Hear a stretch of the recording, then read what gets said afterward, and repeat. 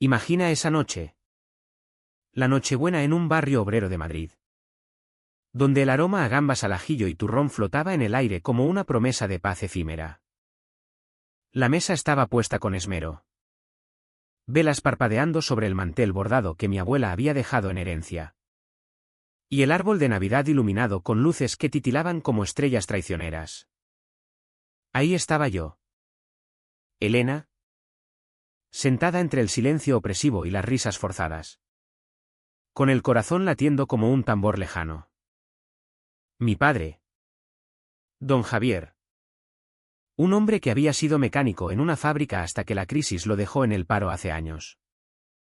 Me miró fijamente a los ojos y soltó las palabras que cortaron el aire como un cuchillo: eres una carga. Elena.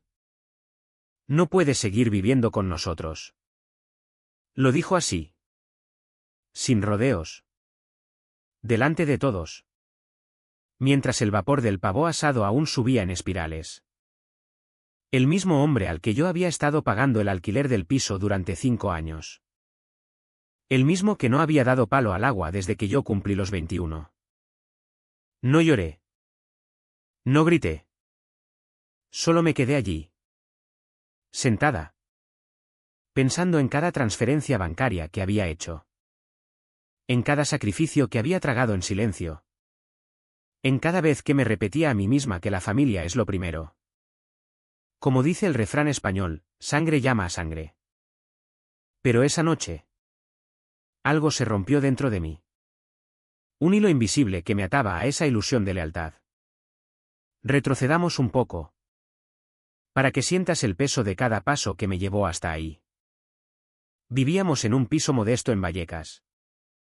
Uno de esos barrios donde la gente se saluda en la calle pero guarda sus miserias detrás de las puertas. Las casas de los vecinos brillaban con luces navideñas perfectas. Coches nuevos en las aceras. Pero la nuestra era diferente, facturas apiladas en la cocina como recordatorios mudos.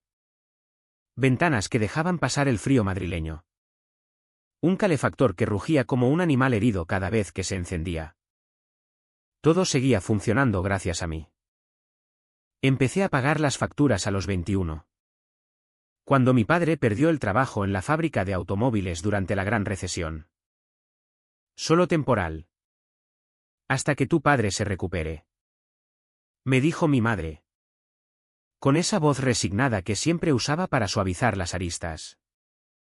Pero lo temporal se convirtió en permanente: el alquiler. La luz. El agua. Internet. Todo. Me convencí de que era mi deber. Que en España.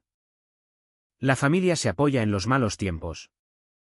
Como en esas novelas de Almudena Grandes donde el sacrificio une a la gente.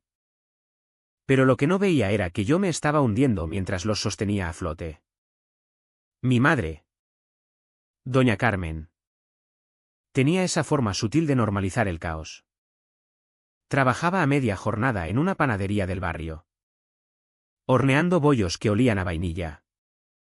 Pero nunca hablaba de ello. Tu padre está estresado. Decía siempre. Removiendo el café con leche con esa mirada cansada que parecía llevar el peso de una vida entera. Quizás así sobrevivía ella. Fingiendo que no veía cómo me ahogaba en responsabilidades. Luego estaba mi hermana pequeña. Lucía. De 17 años. Lista como un lince y demasiado consciente de las tensiones que flotaban en el aire. Había aprendido pronto a leer el ambiente antes de entrar en una habitación. Como si oliera el peligro. La pillaba mirándome durante la cena. Esperando que alguien por fin dijera lo que todos sabíamos en silencio. Y mi padre. Javier. No había trabajado en años.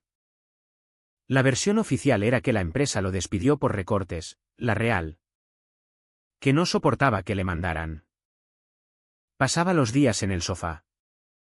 Con la tele de fondo murmurando sobre política y fútbol. Quejándose de que el mundo ya no respetaba a hombres como él. Esos que han dado todo por su familia.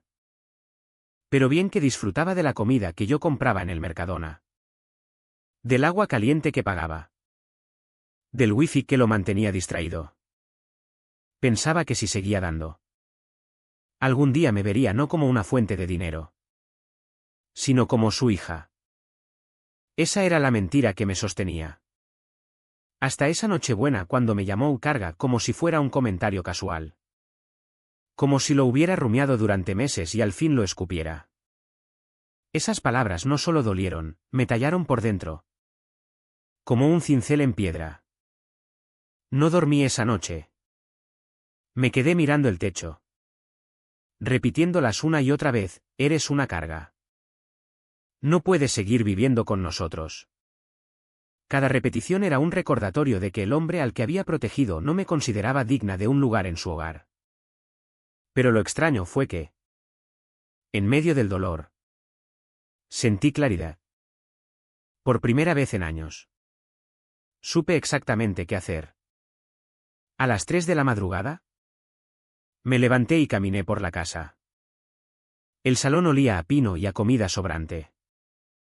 Las luces del árbol seguían parpadeando, fingiendo normalidad. El plato de mi padre estaba en la mesa, lleno de migas. Todo parecía tan cotidiano. Y eso lo hacía peor. La taza de mi madre en la encimera, con el té frío. Ella siempre limpiaba antes de dormir. No esa noche. Al pasar por la puerta de Lucía, la oí moverse. Ella tampoco dormía. A la mañana siguiente, mientras todos guardaban un silencio tenso, empecé a hacer la maleta. No con drama, sino con calma. Como alguien que por fin deja de fingir. Cada prenda doblada era una decisión. Cada maleta cerrada. Un límite que debería haber puesto hace tiempo. A mitad de camino, Lucía llamó suavemente y entró.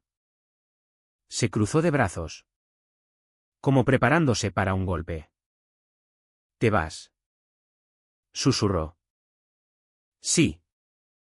Se sentó en el suelo junto a la maleta, tirando de las mangas de su sudadera. No lo dijo en serio.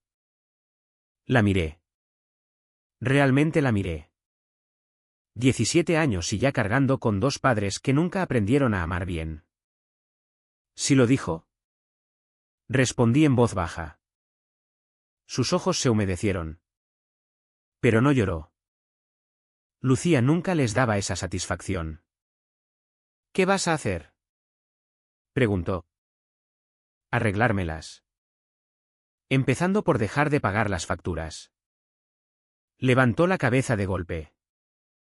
Elena. Sin ti no pueden permitirse nada. Lo sé. Parpadeó.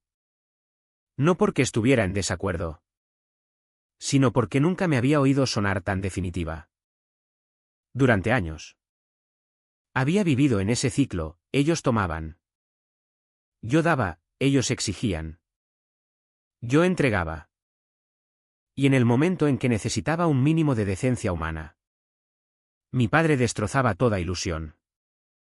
Irse no era venganza. Era supervivencia. Pero una parte de mí se preguntaba si al fin entenderían lo que yo había cargado cuando sintieran el peso ellos mismos.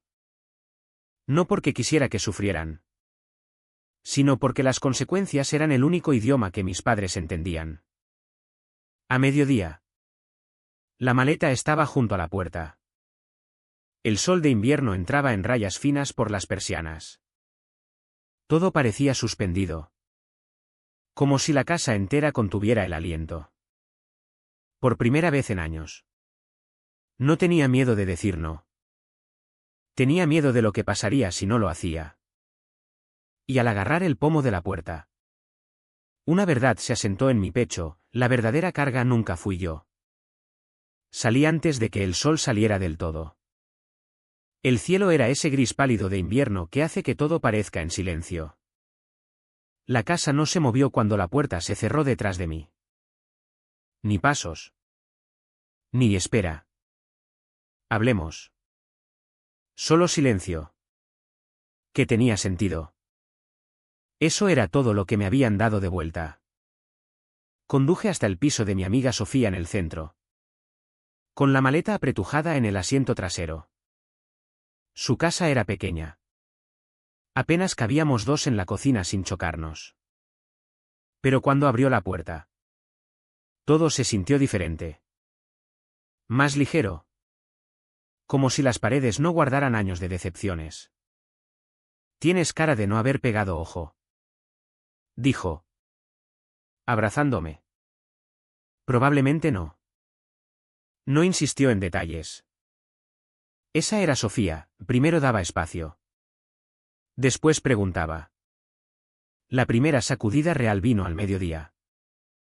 Mi móvil vibró. Una y otra vez. 3 llamadas perdidas de mamá.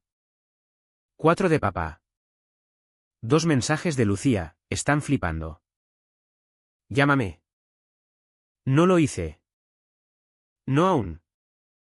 En cambio, preparé café en la taza desconchada de Sofía y me senté en el borde del sofá, dejando que el vapor me calentara la cara. La simplicidad se sentía lujosa después de años siendo responsable de todo y todos. Por la tarde. Cambiaron de táctica. No más llamadas. Solo pánico. Mamá escribió, Elena. Algo pasa con la luz. ¿Puedes comprobarlo? Internet no va. El agua sale floja. Por favor. ¿Contesta? Miré los mensajes. Una mezcla extraña de tristeza y resolución se agitó en mi pecho.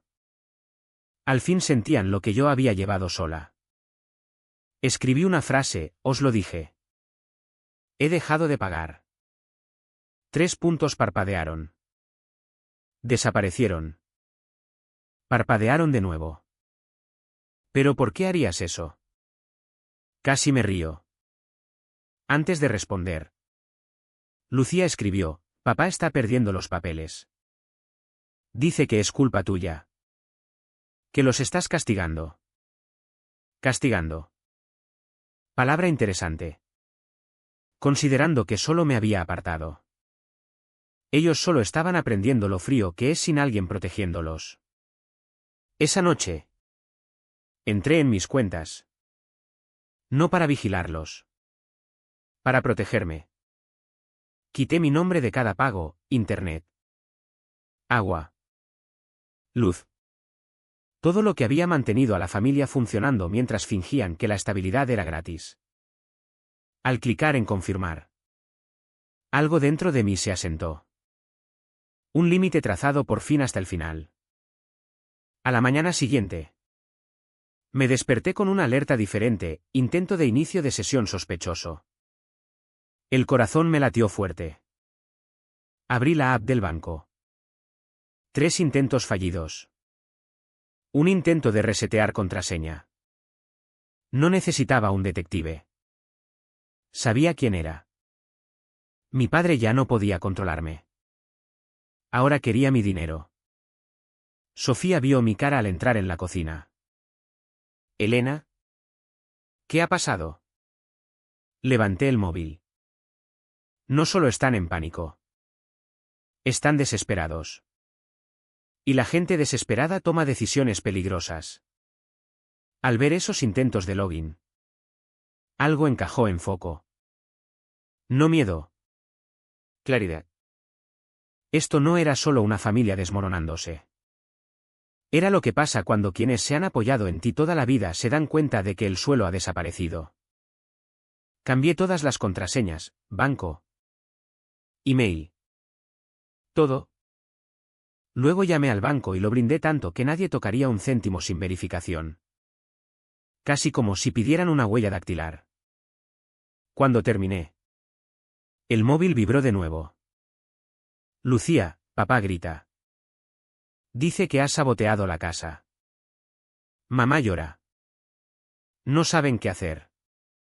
Miré el mensaje. El pulgar flotando. No quería esto para Lucía. Era solo una cría sobreviviendo a algo que no creó. Pero cada vez que la culpa subía, me recordaba, yo no les hice esto. Se lo hicieron solos. La llamé. Contestó al primer tono, susurrando como si se escondiera. Está volviéndose loco. Respiró. Creo que intentó entrar en tus cuentas. Lo sé. Maldijo en voz baja. Claro que sí. Un estruendo sonó detrás. Algo pesado. Quizás una silla al suelo. Su respiración se cortó. Tengo que colgar. Ten cuidado. Esa última frase se quedó conmigo mucho después. Alrededor de las 7 de esa noche, Sofía y yo estábamos en el sofá viendo una serie antigua. Sin prestar atención real. Cuando alguien aporreó la puerta. No un golpe. Un martillazo que sacudió las paredes. Sofía muteó la tele. ¿Elena? Mi estómago se hundió. Ya lo sabía. Me acerqué despacio al ojo de la cerradura. Al mirar, se me cortó la respiración. Javier. Rojo de ira. Mandíbula apretada. Puños cerrados como si quisiera romper la puerta a golpes. ¿Elena? Gritó. Abre. Sofía detrás de mí. Susurrando, no abras. Golpeó más fuerte. ¿Crees que puedes irte? ¿Crees que puedes quitarnos todo después de lo que hemos hecho por ti? Esa última parte casi me hace reír. ¿Hecho por mí? ¿Qué exactamente? No respondí. Me aparté y agarré el móvil. Otro golpe sacudió el marco. Abre la puerta. Llamo a la policía. Dije alto para que oyera. No te atreverás. Escupió. Marqué. La operadora contestó calmada. Emergencias. ¿Qué pasa? Mi padre intenta entrar a la fuerza en el piso de mi amiga. Golpea la puerta y grita. No debería estar aquí. Javier debió oír porque los golpes pararon. Por un instante. Todo quedó quieto. Luego gritó, «¡Maldita ingrata!». Los agentes vienen. Dijo la operadora. 2 minutos después. Sirenas resonaron en el pasillo. Sofía contó los pasos acercándose, firmes. Decididos. Una voz tronó, «Señor. Aléjese de la puerta». Más gritos. Un forcejeo. Luego silencio. Al abrir. 2 agentes lo esposaban. Su pecho subía y bajaba de rabia. Pero al verme, su expresión cambió. No a remordimiento. A odio tan frío que me erizó la piel. ¿Tú has hecho esto? Gruñó. No. Dije en voz baja. Tú lo has hecho. Se lo llevaron. Pero la historia no acabó ahí. A la mañana siguiente. El móvil vibró. Número desconocido. Lo dejé sonar. Pero vino un mensaje, te arrepentirás. Un escalofrío me recorrió. El tono. El ritmo. No necesitaba firma. Estaba libre. Alguien lo había sacado bajo fianza. Conduje a la vieja casa con Sofía a mi lado. No quería ir sola. Lucía había escrito, «Mamá actúa raro. Ven a por tus cosas antes de que haga algo». Al aparcar. Algo olía mal de inmediato. Mi coche. El que había dejado seguro en casa de Sofía. Estaba frente al garaje. Asiento del conductor echado atrás. Guantera abierta. Depósito casi vacío. Sofía susurró, «Elena. Te han cogido el coche». Salí despacio. Pecho apretado. Mamá salió por la puerta como una acusación. «Llamaste a la policía a tu padre». Espetó. «¿Sabes lo que has hecho? Me habéis robado el coche». Respondí. Voz firme. Estaba ahí y lo usamos. Lo necesitábamos. Eso no lo hace vuestro. Cada palabra suya era excusa. No explicación. Quiero mis llaves. Dije. Cruzó los brazos. No las tengo. Entonces no te importa que llame otra vez a la policía. Su cara vaciló. Solo un instante. Pero lo vi. Sin más. Entró.